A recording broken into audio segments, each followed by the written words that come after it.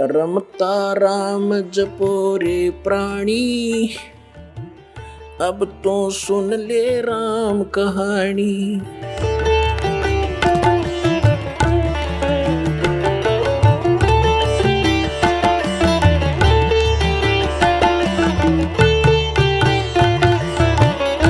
अपने आत्माओं यहाँ एक कंसेप्ट और क्लियर करेंगे।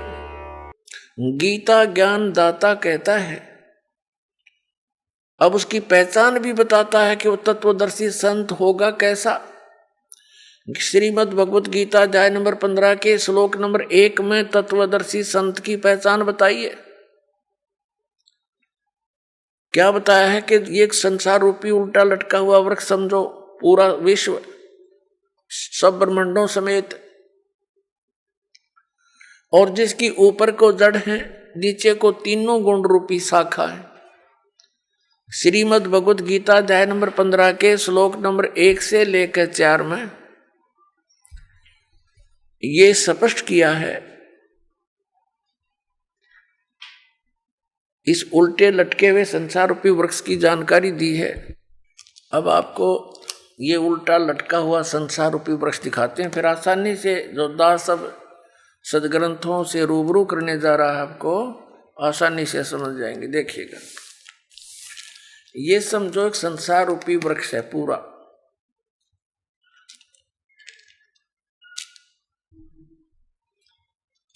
ऊर्ध्व मूलम अधः शाखम। देखिए श्रीमद् भगवत गीता अध्याय नंबर 15 का ये पंचदशो अध्याय यानी 15वां अध्याय है। 15वां अध्याय है, ये इसका प्रथम श्लोक है। इसमें कहा कि ऊर्ध्व मूलम अधः शाखम अश्वत्थम प्राहु अव्यम छंदासी यस्य पर्णानि ये तम वेद स वेदवित्। ऊर्ध्व मूलम इसका अर्थ है कि ऊपर को जड़ और नीचे को शाखा। अधः माने नीचे होता है, ये भ्रमित है, इन्होंने गलत कर दिया। अधः माने ब्रह्मा रूप मुख्य शाखा वाले, नहीं। ये दूसरा अध्याय में 15वें अध्याय के दूसरे श्लोक में 2 बार अधः है, अधः अधः। इसका अनुवाद इन्होंने इसके अगले पृष्ठ पे किया है। अधः माने नीचे, अधः माने नीचे, अधः माने नीचे, ऊर्ध्व माने ऊपर, अधः माने नीचे, अधः माने नीचे। तो हम यहाँ इसको शुद्ध कर लेंगे, इन्होंने गड़बड़ कर दी थोड़ी सी, ये बेईमानी करके जान के समझ में ना आई। अब हम फिर 15वें अध्याय के प्रथम मंत्र में फिर आगे हैं। ऊर्ध्व मूलम ऊपर को जड़ और अधः शाखम नीचे को शाखा वाला, अश्वत्थम प्राहु अव्यम ये संसार रूपी पीपल का अविनाशी वृक्ष कहा है। छंदासी यस्य पर्णानि इसके जो पत्ते आदि जो हैं, इसके छंद हैं, विभाग हैं, पार्ट हैं। ये तम वेद उन सभी भागों को जो जानता है, तम उस अज्ञान अंधकार में छपे हुए उन सब विभागों को जानता है। स वेदवित् वह वेद के तात्पर्य को जानने वाला है, अर्थात वो तत्वदर्शी संत है। ये देखिएगा, आदि पुरुष परमेश्वर रूप मूल वाले, ये भाव कहने का ये है कि ऊपर को जो जड़ है ये वाली, ये ऊपर को जो जड़ है ये तो समझो ऊर्ध्व मूलम तो है आदि पुरुष परमेश्वर यानी परम अक्षर ब्रह्म, ये तो है वो सच्चिदानंद घर ब्रह्म समझो, ये जड़ें तो।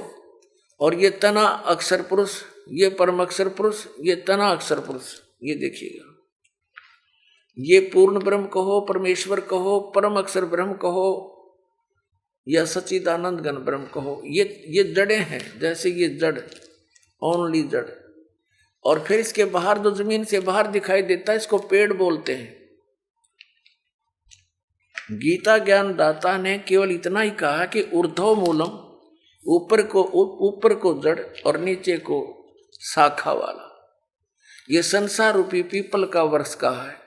और जो संत इसके सभी छंद यानी विभागों को जानता है, स वेदविद, वो तत्वदर्शी संत है।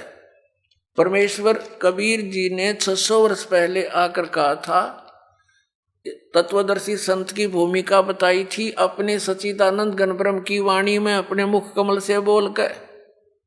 वो ऐसी ही लीला करता है, वेद भी प्रमाण देते। 600 वर्ष पहले लगभग परमात्मा ने बताया था कि अक्षर पुरुष एक पेड़ है जो जमीन से बाहर दिखाई देता, उसको वृक्ष बोलते।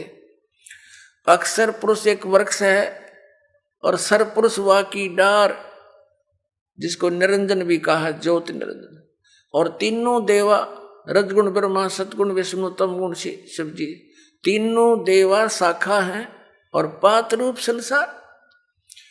अब गीता ज्ञानदाता कहता है कि जो इस संसार रूपी वृक्ष के, जो ऊपर को जड़ नीचे को शाखा वाला उल्टा लटका संसार रूपी वृक्ष है, जो इसके सभी छंद यानी सभी विभागों को बता देगा, वो तत्वदर्शी संत है, वो वेद के तात्पर्य को जानने वाला है।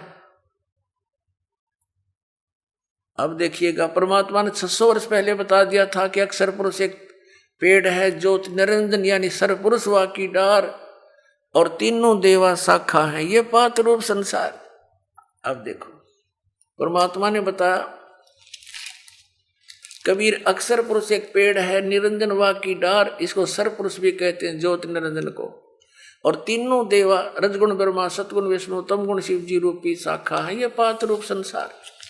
ये देखिएगा, ये क्योंकि ये जमीन से, ये प्रोक्ष है, पूर्ण परमात्मा तो गुप्त है। जमीन में जैसे जड़ प्रोक्ष होती है, जमीन में जैसे जड़ प्रोक्ष होती है। अब ये तना, ये अक्षर पुरुष है, अक्षर पुरुष एक पेड़ है, और सरपुरुष वा की डार, ये मोटी डार। सरपुरुष कहो, ज्योति निरंजन कहो, काल ब्रह्म कहो। और तीनों देवा, रजगुण ब्रह्मा, सतगुण विष्णु, तम गुण शिव जी, ये शाखा है। और पात रूप संसार, तो सच्चिदानंद घन ब्रह्म की वाणी में ये कंप्लीट ज्ञान लिखा हुआ है। गीता जी के अध्याय नंबर 4 के श्लोक नंबर 32 का ये निष्कर्ष है कि उस सच्चिदानंद घन ब्रह्म की वाणी में सब साधना यानी धार्मिक अनुष्ठानों की जानकारी बहुत विस्तार के साथ और यथार्थता से दे रखी है। उससे पूछो। और तत्वदर्शी संत की पहचान बता दी कि वो तत्वदर्शी संत बताएंगे तो कैसा होगा, वो जो संसार रूपी वृक्ष के सभी विभागों को बता देगा। स वेदवित, वह वेद के तात्पर्य को जानने वाला है, अर्थात वो तत्वदर्शी संत है।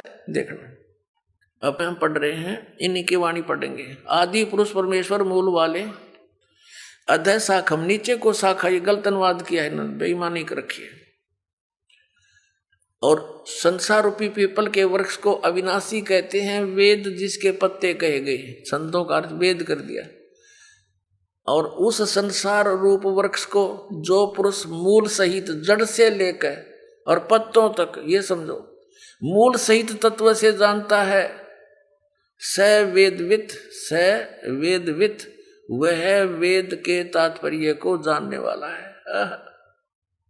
वो तत्वदर्शी संत है, वो वास्तव में ज्ञानी तत्वदर्शी संत।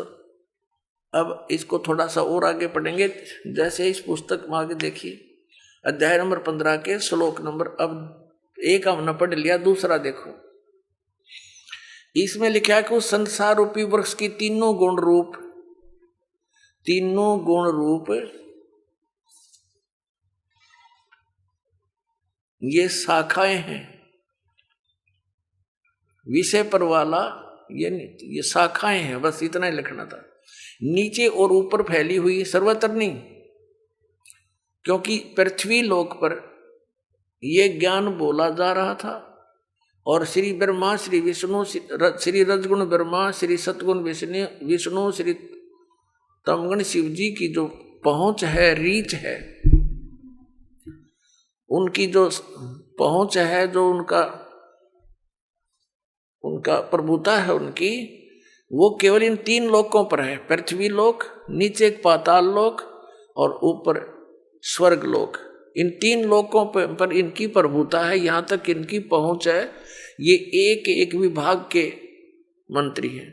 और पृथ्वी लोक पर यूं बोला जा रहा है क्या ना, ऊपर और नीचे यानी स्वर्ग और नीचे पाताल तक इनकी क्षमता है। रजगुण ब्रह्मा, सतगुण विष्णु, तमगुण शिव जी की। देखना श्रीमद् भगवत गीता अध्याय नंबर 15 का हम श्लोक नंबर अब दूसरा पढ़ रहे हैं। उस संसार वृक्ष की तीनों गुण रूप शाखा, ये है अधः च ऊर्ध्वम प्रसरता तस्य शाखा गुण प्रवर्धा। अब यहां तीनों गुण रूप जल से बड़ी हुई शाखाएं नहीं है, यह है विषय पर वाला शाखा, विषय विकारों की शाखाएं हैं, ऐसा समझो। इन्हें गलत कर रखा है। नीचे और ऊपर, सर्वत्र नहीं, नीचे और ऊपर फैली हुई है। और मनुष्य लोक में, यहाँ पृथ्वी लोक पर कर्मों के अनुसार बांधने वाली, यानी कर्मों के आधार पर ये हमें सुनियोजित रखने वाली भी मुख्य कारण है। मूलानी माने जड़ हैं, ये मुख्य कारण है। नीचे और ऊपर, सभी लोकों में नहीं, केवल नीचे ऊपर फैली हुई। यहाँ एक शब्द है तीनों गुण रूप शाखा। अब रजगुण ब्रह्मा है, सतगुण विष्णु, तमगुण शिव जी, ये कंसेप्ट क्लियर करना पड़ेगा। एक तो बहुत ही सिंपल सा देखिए आप, रजगुण ब्रह्मा है, यही तीनों गुण है, यही तीन देवता, इन्हीं पुराणों में देखिएगा। ये गीता प्रेस गोरखपुर से प्रकाशित है, मार्कंडेय पुराण।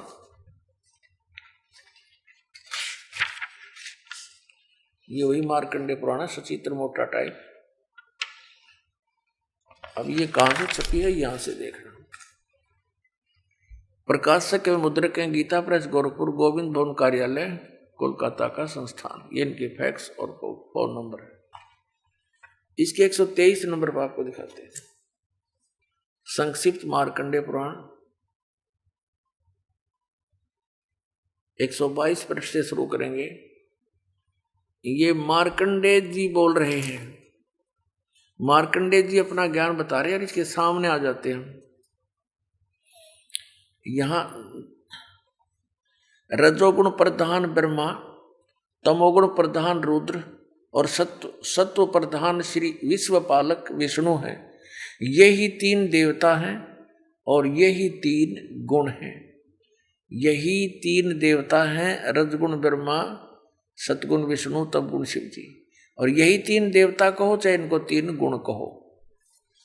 वह कंसेप्ट क्लियर। वैसे तो बुद्धिमान को कहते हैं संकेत बहुत होता है, लेकिन फिर भी ये बहुत गहरी जड़ें हैं इस अज्ञान की हमारे अंदर। और प्रमाण देते हैं एक, देखिएगा। ये है श्रीमद् देवी भागवत हिंदी टीका सहित भाग 1।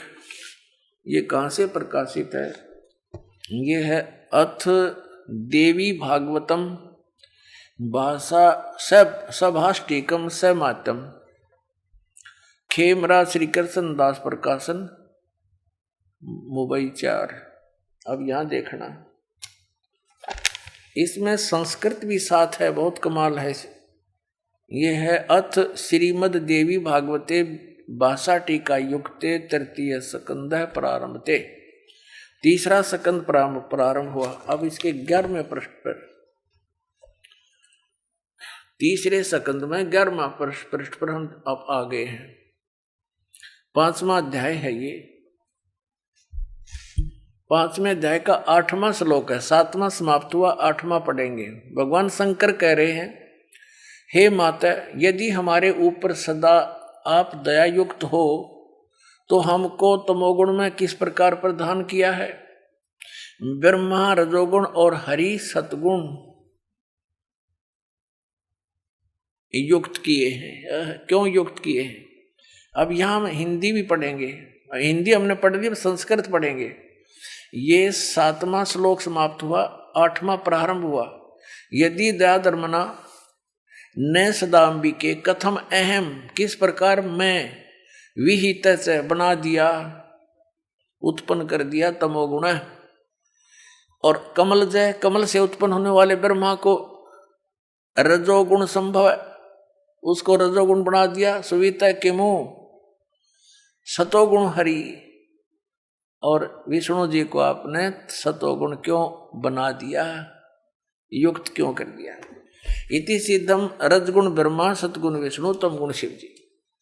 अब हम आते हैं उस पवित्र सदग्रंथ अपनी श्रीमद् भगवद गीता के और श्लोक नंबर 2 पर देख, 15वें अध्याय का 2, अध्याय नंबर 15 का मंत्र नंबर 1 तो हमने पढ़ लिया कि ऊपर को जड़ नीचे को शाखा वाला ये संसार रूपी पीपल का विनाशी वृक्ष कहा गया है। और छंदासी यस्य प्रणानी, उसके सभी भाग पत्ते आदि भाग हैं। यह तम वेद, जो उसको जानता है स वेदविद, ये हमने सारा पढ़ लिया। आदि पुरुष परमेश्वर तो समझो उसकी जड़ है परम अक्षर ब्रह्म, और अधः माने नीचे है, ये गलत अनुवाद है इनका। अब ये संसार रूपी पीपल के वृक्ष को विनाशी कहते हैं, वेद जिसके पत्ते कहे हैं। और जो इसको जानता है जड़ से लेकर नीचे तक स वेदविद, वो तत्वदर्शी संत है, वेद के तात्पर्य जानने वाला। अब दूसरे में कहा कि उस संसार वृक्ष की तीनों गुण रूप रजगुण ब्रह्मा सतगुण विष्णु तमगुण शिव जी, ये विषय वासना रूपी शाखाएं समझो, और ये नीचे और ऊपर फैली हुई है, सर्वत्र नहीं। ये मनुष्य लोक में कर्मानुसार भी यही हमें सुनियोजित रखते हैं, जैसा जिसका कर्म है वैसा ही देते रहते हैं। ये यहाँ पर हमें बांधे रखते हैं, बांधने वाले हैं, और नीचे और ऊपर फैली हुई सभी लोगों में नहीं।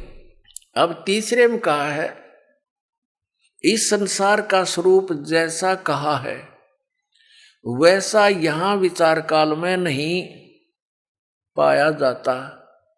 गीता ज्ञानदाता कहता है कि जो मैं तुझे अब गीता का ज्ञान तेरे मेरे विचार काल में डिस्कशन में, गीता जी के ज्ञान की चर्चा में, इस संसार रूपी वृक्ष का जैसा स्वरूप कहा है वैसा यहाँ विचार काल में, यानी तेरे और मेरे गीता जी के डिस्कशन में मैं नहीं बता पाऊंगा, क्योंकि इसका यहाँ विचार काल में नहीं पाया जाता, क्योंकि न इसका आदि है और न इसका अंत है, कि मुझे इसका कोई ज्ञान नहीं है, तथा न इसकी अच्छी प्रकार सतिथि है।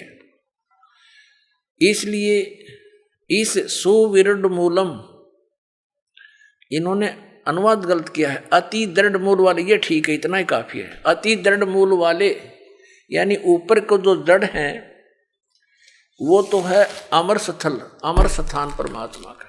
जैसे ऊपर को जो जड़ समझो, जहां से सब संसार की उत्पत्ति हुई है, जड़ों से पेड़ उगता है, बनता है पौधा बनकर, तो वो आदि ऊपर के जो लोक हैं, सतलोक, अलखलोक, अगम और अकैलोक, वो तो सुविरूढ़ है यानी दृढ़ है, वो तो अविनाशी स्थान है, और वहां से ही बाकी के संसार रूपी वृक्ष की प्रवृत्ति पर विस्तार को प्राप्त हुई है, यानी उस वहां से ही सबकी रचना हुई है। तो वो तो अविनाशी है, सुविरूढ़ मूलम, संसार रूपी वृक्ष की जो जड़ है वो तो समझो दृढ़ है, अविनाशी है। ये देखिए, ये ऊपर को जड़ और नीचे को तीनों गुण रूपी शाखा, ये संसार रूपी वृक्ष है। तो ऊर्ध्व मूलम, ऊपर की जो जड़ है वो तो अविनाशी है। अब 15वें अध्याय के हम अब तीसरा श्लोक पढ़ रहे हैं। सुविरुद्ध मूलम यानी अति दृढ़ मूल वाले ऊपर के स्थान तो कति अविनाशी हैं। उस संसार रूपी पीपल के वृक्ष को दृढ़ेन माने दृढ़, असंग शस्त्रेण का अर्थ है या तत्व रूपी तत्व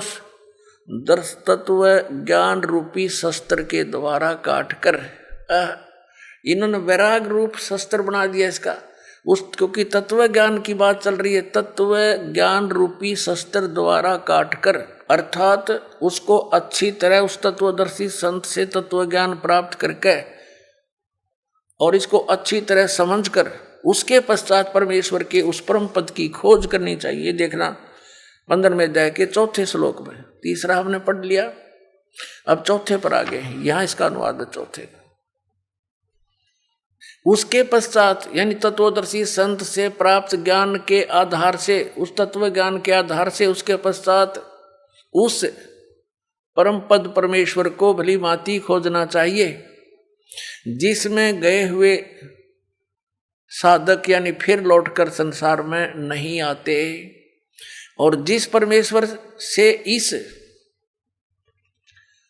पुरातन यानी पुराने संसार रूपी वृक्ष की प्रवृत्ति विस्तार को प्राप्त हुई है, यानी जिस परमात्मा ने सब ब्रह्मांडों की रचना की है, उसी आदि पुरुष नारायण के परम अक्षर ब्रह्म के सच्चिदानंद घन ब्रह्म की मैं शरण हूँ, इस प्रकार दृढ़ निश्चय करके परमेश्वर का मनन और निधि ध्यान करना चाहिए। परपदे माने उसकी पूजा करनी चाहिए।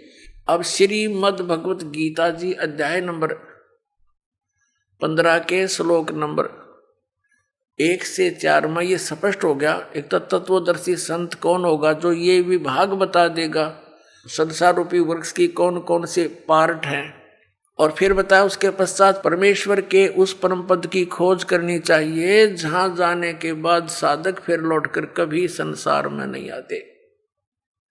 उनका जन्म और मृत्यु का दीर्घ रोग नाश हो जाता है। आप सुन रहे थे जगत गुरु तत्वदर्शी संत रामपाल जी महाराज जी के मंगल प्रवचन। अधिक जानकारी के लिए विजिट कीजिए हमारी वेबसाइट www.jagatgururampalji.org। संत रामपाल जी महाराज जी के शुभ आशीर्वाद से पूरे विश्व भर में 500 से भी ज्यादा नाम दीक्षा केंद्र हैं, जिन पर संत रामपाल जी महाराज जी द्वारा ऑनलाइन निशुल्क नाम दीक्षा दी जा रही है। अपने नजदीकी नाम दीक्षा केंद्र का पता करने के लिए संपर्क करें 8222880541।